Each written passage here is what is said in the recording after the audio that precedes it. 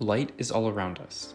It is something that can be attributed to not only humanity's modern success, but the overall success of our species and every species alive today. Without it, this planet that we call home would be barren, empty, and cold. The light that we see is part of the larger electromagnetic spectrum, which includes X-rays, infrared, microwave, radio waves, and more.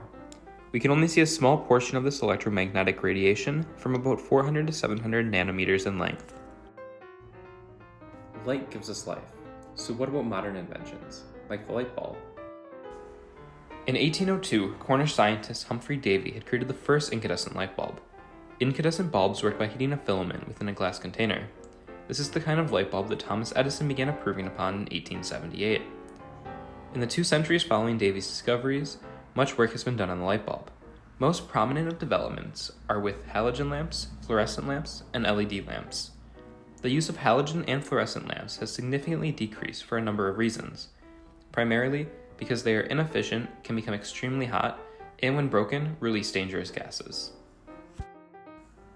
We can see here that the incandescent bulb gets hot to the touch after only a few seconds of being lit. If the glass bulb from an incandescent or fluorescent bulb breaks, this happens. More recently, we've seen developments with LED lights. LED stands for light emitting diode. These lights require much less power than other lights used before. Unlike other types of lights, LEDs are a lot cooler, stronger, and more efficient.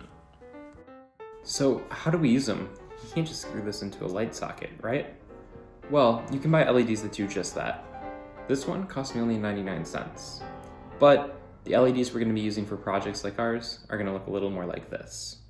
These LEDs utilize 2 leads connected together through a wire. This is protected by an epoxy case, which you can buy in pretty much any color.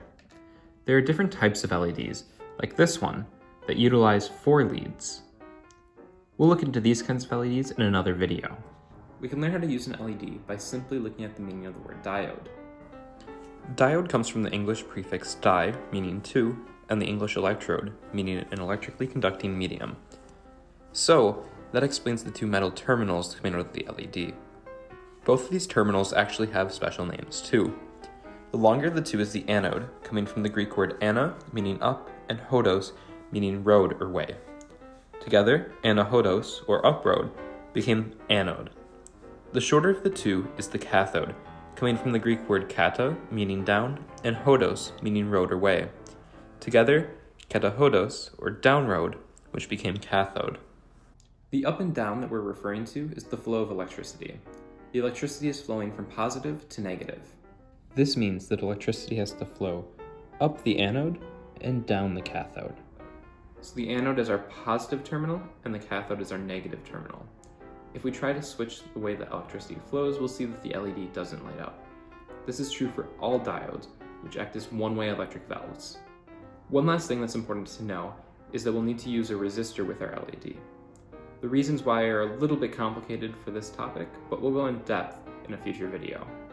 Basically, we can accept the fact that little changes in voltage across the LED can cause it to burn out. By putting a resistor in series with it, we prevent this from happening. Using our LED is simple. As we can see in this electronic schematic, all we need is a voltage source, a resistor, and our LED. When connected in series, the voltage will flow through the resistor, through the diode, and back to the voltage source. This causes the LED to light up. We can build the circuit that we saw just a second ago, and after connecting the anode to the positive node and cathode to the negative node of our circuit, and plugging the LED in, we see that it lights up.